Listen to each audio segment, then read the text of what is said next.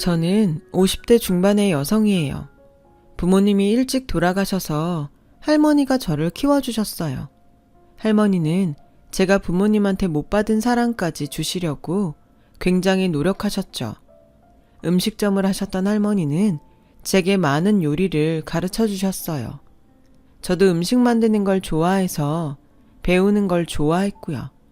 그래서 대학도 처음부터 전문대 호텔 조리학과를 목표로 했고 무난히 합격했어요.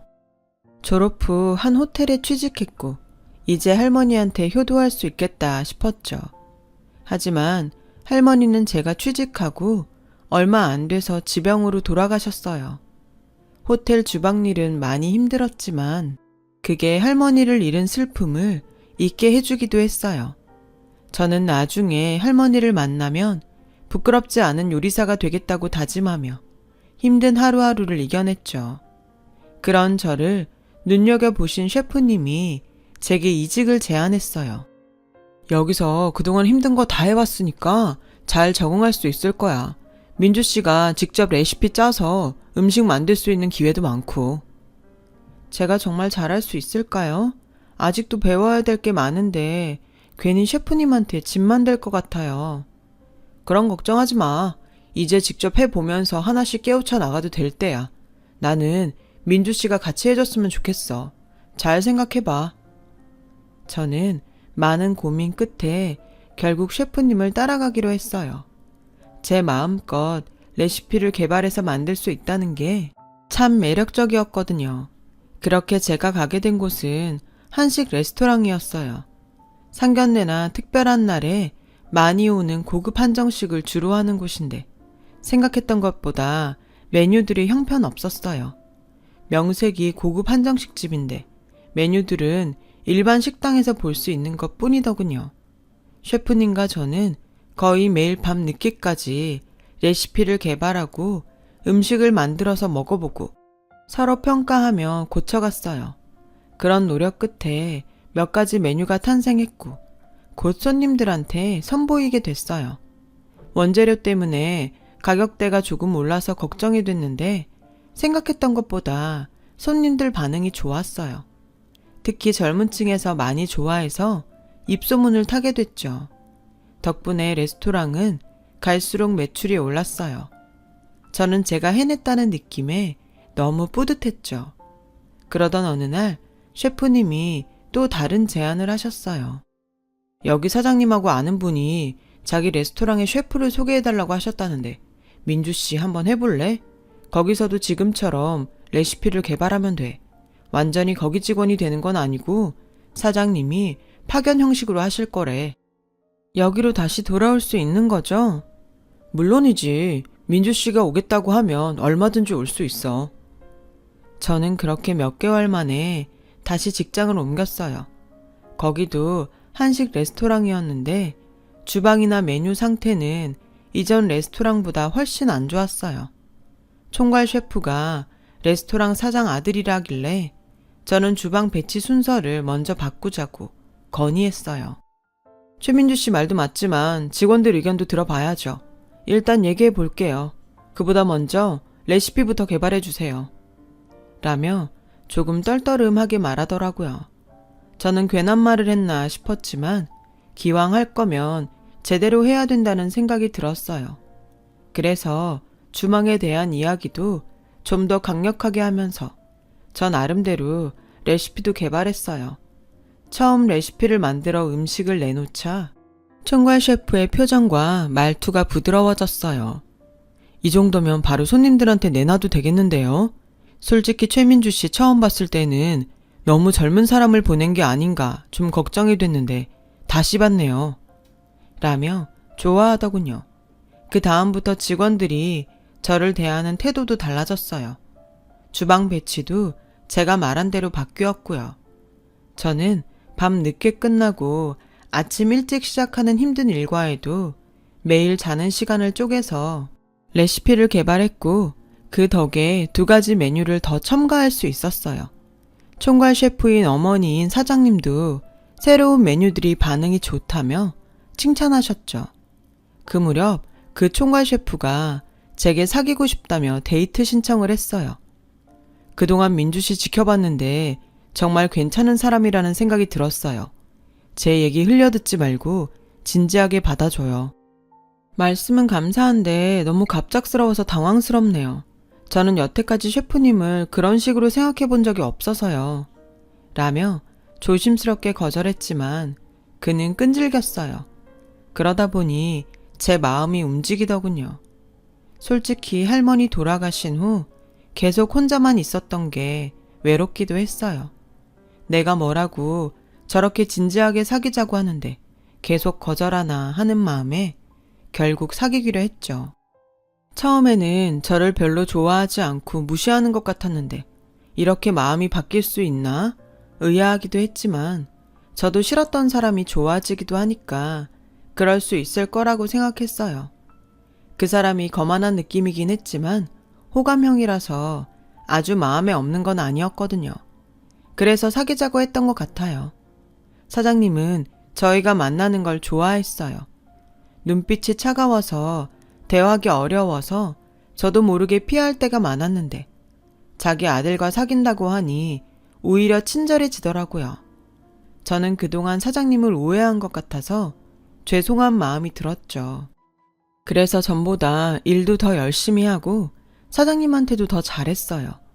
저와 그 사람이 사귀는 걸 비밀로 했어요. 하지만 사장님이 저를 반말로 이름을 부르며 거의 며느리 대하듯 하자 저와 총괄 셰프가 사귄다고 다들 눈치를 챘죠. 민주야, 너만 괜찮으면 우리 사귄다고 정식으로 말하고 결혼도 생각했으면 좋겠어. 직원들은 말 안 해도 다 알고 있는데 우리가 계속 모르는 척하면 분위기만 나빠질 것 같아. 우리 사귀는 거 밝히는 건 좋은데 갑자기 결혼이라니 나하고 한마디 상의도 없이 혼자 결정한 거예요. 그래서 지금 너한테 말하잖아. 왜? 결혼하는 건 별로야? 우리 사귄 지 얼마 안 돼서 그래? 난 결혼이라는 건 솔직히 사귄 시간하고 상관없다고 생각하는데. 그래도 이건 아닌 것 같아요. 일단 사귄다는 말만 해두는 게 좋지 않을까요? 앞으로 어떻게 될지 모르는데 결혼 얘기는 함부로 안 했으면 좋겠어요. 꼭 사귀다가 헤어질 것처럼 말한다. 내가 너한테 그것밖에 안 됐던 거야? 라며 섭섭해했지만 저는 쉽게 결혼 얘기를 받아들일 수 없었어요. 사귄 지 얼마 되지도 않았고 저는 윗사람이기도 했고 어쩐지 그 사람이 좀 어려워서 계속 존댓말을 썼거든요. 그리고 그 사람과의 결혼은 정말 머릿속에 그려지지가 않았어요. 총괄 셰프는 공식적으로는 저와 사귄다고만 사람들한테 이야기하고 뒤에서는 저와의 관계를 묻는 사람들한테 결혼할 거라고 한 모양이더라고요. 직원들은 당연히 제가 그 사람과 결혼한다고 믿고 있더군요. 아니라고 해도 괜히 뺄 거 없다며 제가 내숭 떤다고 생각해서 일일이 설명하는 것도 포기했어요. 그러고 얼마 후부터 그 사람이 좀 이상한 행동을 했어요. 제가 개발한 메뉴들을 요리하는 장면들을 사진으로 일일이 찍고 레시피 과정을 하나하나 직접 다시 쓰더라고요. 이걸 왜 다 사진을 찍는 거예요? 레시피는 또 왜 다시 쓰고요? 이렇게 해두면 기록으로 남길 수 있을 것 같아서 그래. 이거 개발하느라고 얼마나 고생했어. 이게 다 추억이잖아. 라는데 저를 그만큼 생각해주나 보다 하고 고맙게 생각했죠. 총괄 셰프는 그렇게 제가 개발한 메인 메뉴 3가지를 전부 기록했어요. 그리고 별일 없이 시간이 흘렀어요. 저하고 총괄 셰프가 결혼한다는 소문도 좀 잠잠해졌을 때였어요. 사장님이 귀한 손님들을 모신다며 저에게 특별히 요리해달라고 부탁하시더군요. 처음부터 끝까지 민주 네가 해주면 의미 있고 정말 좋겠는데 손님들도 영업시간 끝난 후에 오니까 다른 직원들은 남아달라고 하기도 좀 그렇고.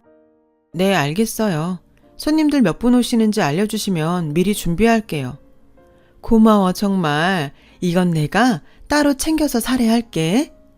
아니에요. 그러지 않으셔도 돼요. 라고 하자 사장님은 다시 한번 고맙다며 잘 부탁한다고 하셨어요. 저는 손님들이 오는 날짜에 맞춰서 코스를 짜고 재료들을 준비했어요. 사장님 손님들은 영업시간이 끝나고 1시간 후에 오셨고, 그 전부터 준비하고 있던 저는 혼자서 요리를 하느라 너무 분주했어요. 총괄 셰프가 제가 한 요리를 내갔고요. 처음부터 끝까지 정신이 하나도 없었지만 무사히 그날 일정을 마쳤어요. 그리고 일주일쯤 지났는데 사장님과 총괄 셰프가 절 부르더군요. 둘 다 표정이 굳어서 분위기가 좋지 않았어요. 사장님은 다짜고짜 저한테 최민주 씨, 저번에 내가 부른 손님 중에 큰 식당 하는 사람 있잖아. 그 사람한테 레시피 넘겼지. 지금 그 사람 식당에서 그날 나온 음식이 2가지가 팔리고 있다고. 우리한테 어떻게 이럴 수 있어? 네? 그게 무슨 말씀이세요? 저는 어떤 분이 오시는지도 몰랐어요. 그리고 그날 음식들은 아직 정식 메뉴에 내놓지도 않은 건데 제가 어떻게 다른 분한테 레시피를 넘겨요? 그러니까 민주 씨가 넘긴 거지. 누가 넘겼겠냐고. 그날 다른 직원들 한 명도 없었는데 다 끝나고 나갈 때 슬쩍 준 거 아니냐고. 아니에요. 저는 거기 계신 분들 아무도 몰라요. 이 사람도 몰라? 정말? 하며 사장님이 사진을 내밀었는데 저는 봐도 잘 모르겠더라고요. 근데 그날 나갈 때 저한테 수고했다며 따로 인사를 한 분이 있긴 있었는데 그분인 것 같긴 했어요. 이거 봐. 내가 이럴 줄 알았어. 최민주 씨, 어떻게 우리한테 이럴 수 있어? 이건 배신이지. 이 바닥에서 이런 짓 하고 살아남을 줄 알았어? 전 정말 아니에요. 음식하기도 바쁜데 제가 레시피를 줄 새가 어딨어요. 그럼 누가 그랬다는 거야? 그날 민주 씨하고 우리 지훈이밖에 더 있어? 지훈이가 그럴 리가 없잖아. 저는 총괄 셰프를 쳐다봤지만 그 사람은 저를 완전히 외면하면서 최민주 씨, 이건 있을 수 없는 일이에요. 미안하지만 나가줘야겠어요. 저희는 이렇게 신이 없는 사람하고 일할 수 없어요. 이거 우리가 법적으로 문제 삼으려면 얼마든지 삼을 수 있어요. 네? 법적 문제라니요. 이건 오해예요. 그리고 이 레시피들은 제가 개발한 건데 그게 왜 법적 문제가 되죠? 뭘 모르는 모양인데 최민주 씨가 개발했어도 이 메뉴들은 우리 레스토랑 거예요. 이미 우리가 상표권 신청해서 받고 레시피 특허권도 다 받았어요. 저는 정말 충격에 빠졌어요. 그동안 그 남자가 제 요리 과정을 일일이 사진으로 찍고 다 기록한 건 특허권을 신청하기 위해 자료로 내기 위한 것이었던 거죠. 그때야 개인이 개발을 해도 상표권이나 특허권이 회사에 소속되는 경우가 지금보다 훨씬 많았지만 저한테 말도 없이 등록했다는 데에 배신감을 느꼈어요. 민주 씨, 결혼 얘기 나오면 계속 피했잖아. 지금 생각해보면 그게 다행인 것 같네. 이런 사람인 줄 모르고 결혼했으면 큰일 날 뻔했어. 라는 총괄 셰프의 적반하장에 저는 기가 막혀서 죽을 것 같았어요. 그 당시 저는 정말 너무 순진했던 것 같아요. 너무 쉽게 그 사람들을 믿었고 제 레시피를 눈앞에서 고스란히 빼앗긴 거죠. 저는 결국 예전 직장으로도 돌아가지 못하고 레스토랑에서 쫓겨나고 말았어요. 2달 정도는 너무 억울해서 잠도 못 자고 밥도 제대로 먹지 못했어요.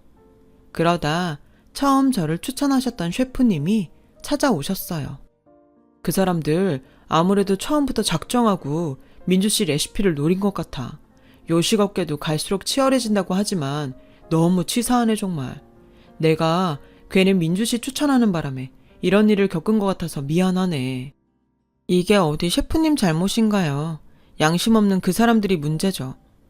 셰프님은 조만간 독립할 예정이라며 자기와 다시 같이 일을 하자고 했지만 저는 당분간 쉬고 싶다고 사양했어요. 요리 레시피는 한동안 쳐다보고 싶지도 않았거든요. 하지만 계속 쉬기만 할 수는 없어서 동네 편의점에서 알바를 시작했어요. 그러다가 어느 날부터인가 웬 할머니가 자꾸 왔다 갔다 하는 게 보였어요. 할머니는 식당에 들어가서 밥을 먹고 계산을 안 하고 나와서 식당 주인에게 한 소리 듣기도 하고 건물 한쪽에 쭈그려 앉아 있기도 했어요. 저는 돌아가신 할머니가 생각나서 할머니한테 빵이랑 우유를 드렸어요. 할머니는 좋다고 드셨는데 그러고서 그만 옷에 설사를 하시더라고요.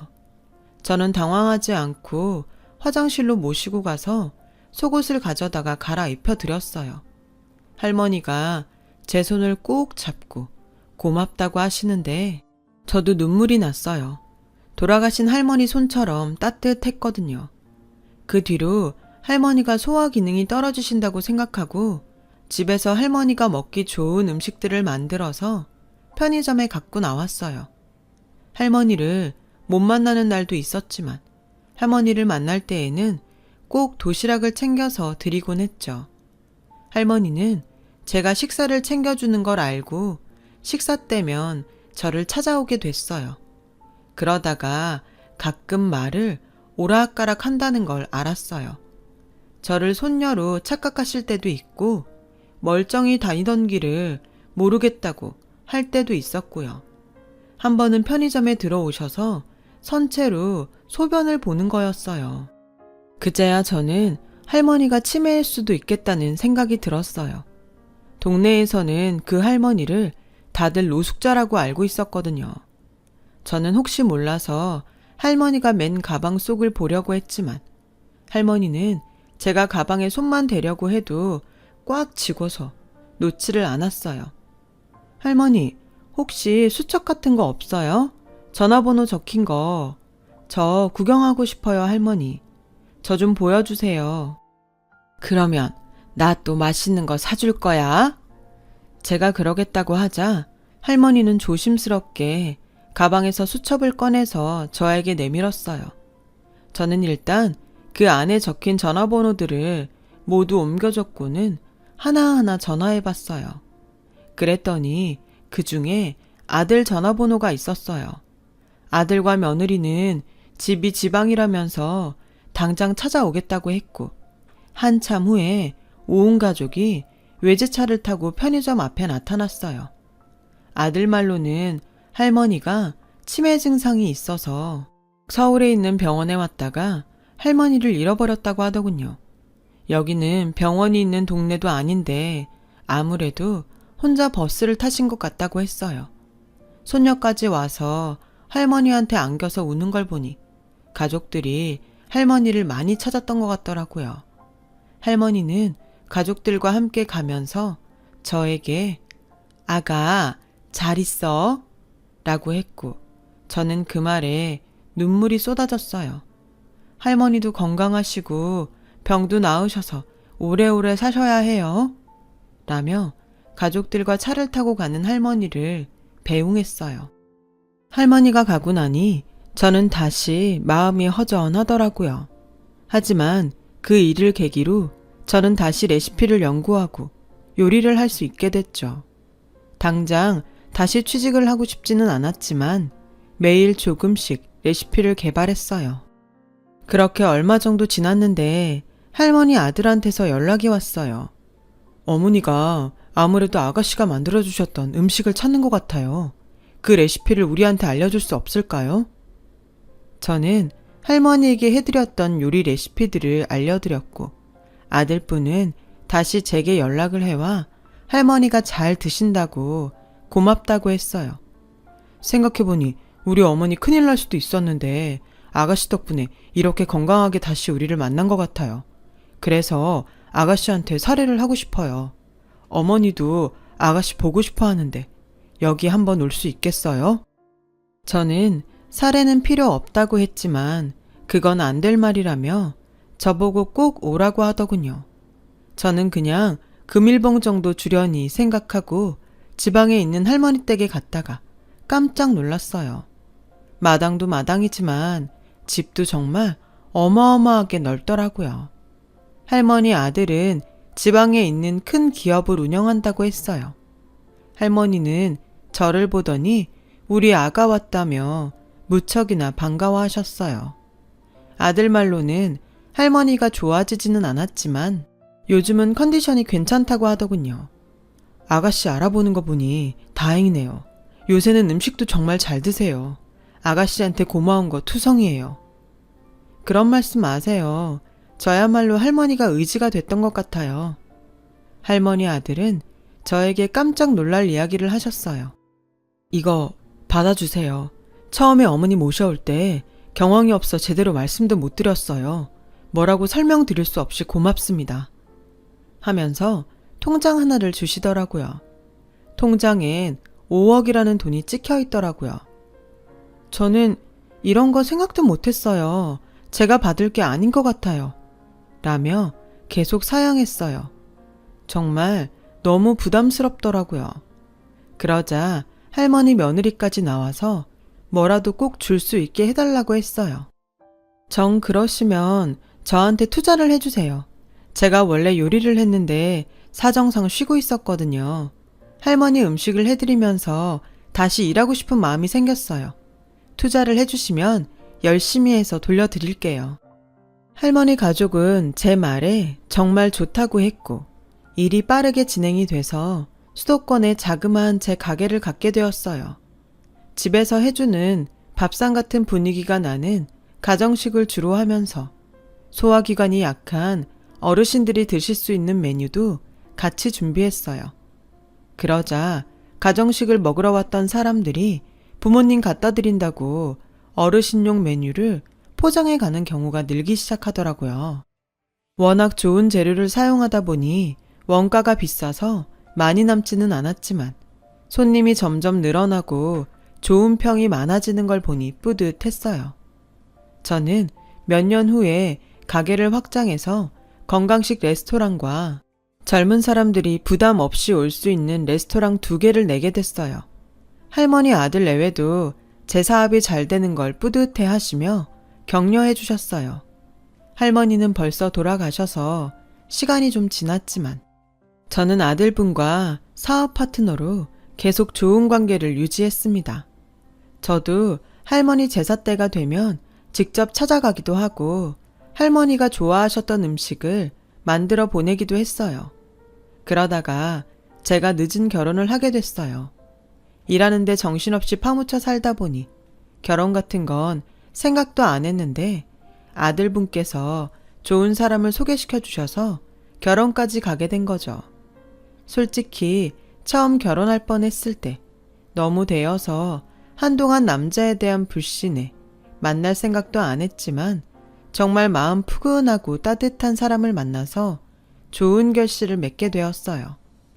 남편은 조그맣게 무역업을 하는 사람이었어요. 저희 2사람은 아들 내외분을 초대해서 식사를 대접하기로 했어요. 그리고 약속한 레스토랑에 제가 먼저 도착해서 건물 입구에 서 있는데 청소 도우미 할머니가 나오다가 저하고 부딪혔어요. 할머니, 괜찮으세요? 라며 도우미 할머니를 본 저는 놀라서 말을 못했어요. 그 할머니는 예전에 제 레시피를 빼앗고 저를 해고한 레스토랑 사장님이었어요. 사장님도 놀라서 저를 보다가 민망한지 얼른 청소도구를 가지고 자리를 피하더라고요. 그렇게 놀란 마음을 안고 식사를 마치고 나오는데 사장님이 저를 불렀어요. 민주야, 너 맞지? 아까는 너무 놀라서 인사도 못했네. 잘 지내나 보네. 그동안 어디 있었어? 라며 어제 본 것처럼 친한 척하는데 소름이 끼쳐서 왜 이렇게 아는 척하세요? 저한테 또 볼 일 남았어요? 지금도 레스토랑 일 하면 우리 아들 자리 하나 알아봐줘.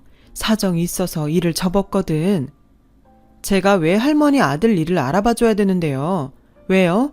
제 레시피 저한테 묻지도 않고 마음대로 등록해서 썼는데 가게가 잘 안 됐나 보죠?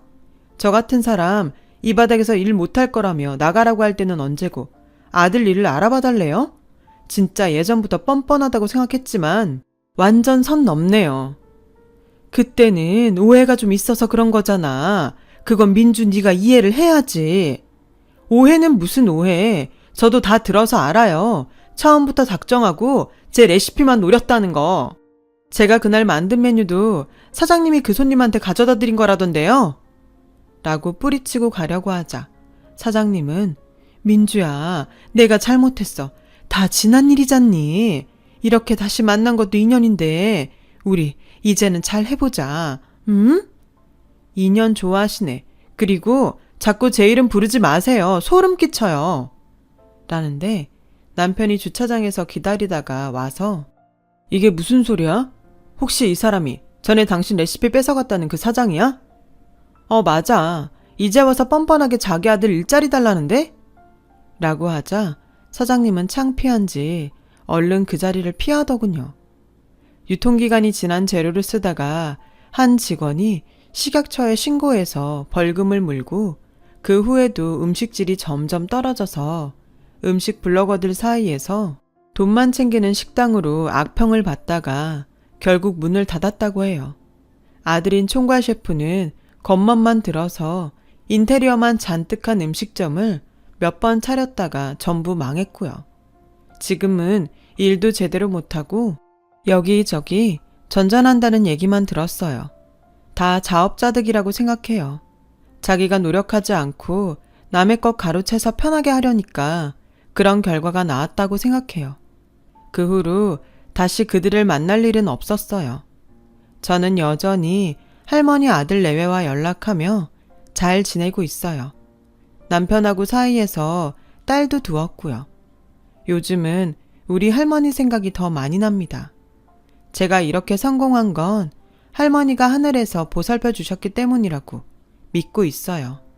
할머니가 좋은 인연을 저에게 보내주신 거라고요. 가진 것들을 잘 베풀면서 주변을 돌보며 살아가려고 노력하겠습니다. 긴 얘기 들어주셔서 감사하고요. 모두 행복하고 건강하셨으면 좋겠어요. 오늘도 좋은 하루 되세요. 여러분, 사연 댓글에 응원과 현명한 조언 부탁드려요. 좋아요와 구독은 저에게 큰 힘이 됩니다. 오늘도 좋은 일 가득하세요.